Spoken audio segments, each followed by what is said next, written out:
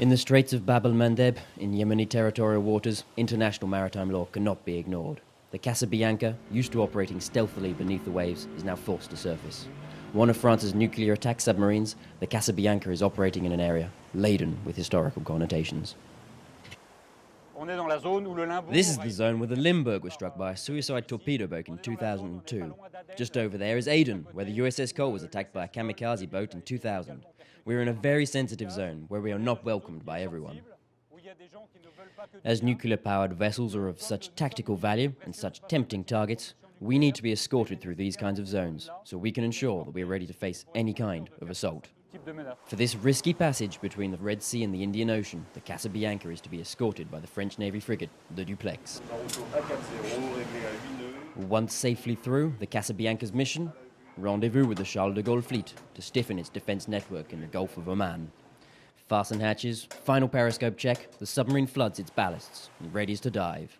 The crew is at action stations. When a sub dives, nothing is left to chance. Depth 150! The Casabianca is one of France's 6 nuclear attack subs. At 70 meters long, she's probably one of the smallest craft of her type in the world. 3 showers, 3 toilets, all for a crew of 70. Cramped living quarters is the norm. Space is such a prime commodity that anywhere can double as a seaman's cabin, even above or below the torpedoes.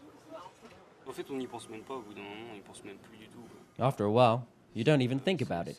You get used to it. Hatch, airlock, hatch again. Direction: the submarine's heart, the engine room, a mini nuclear reactor.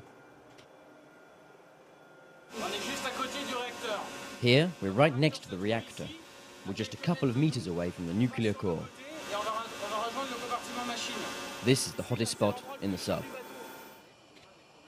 Designed in the 1970s, the Casabianca's engine is identical to France's record-breaking TGV train and allows a top operational dive speed of more than 20 knots.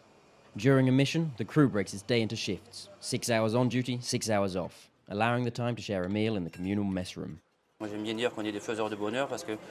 I like to think of myself as the bringer of good news. If the crew doesn't eat well, it has a negative effect on their morale and their mental state. And once they get back to their posts, in front of their screens, they can't function properly if they haven't eaten well. It's 3 o'clock in the morning and the Casabianca has had to surface. Of the 6 ships identified and contacted, only 3 have responded. Friend or foe, the others remain enigmatically silent in the night. The tension mounts. By the light of morning, however, all seems to be clear, and the mission can continue. For now, the Charles de Gaulle remains on alert in the Indian Ocean, and the Casabianca remains its last line of defense.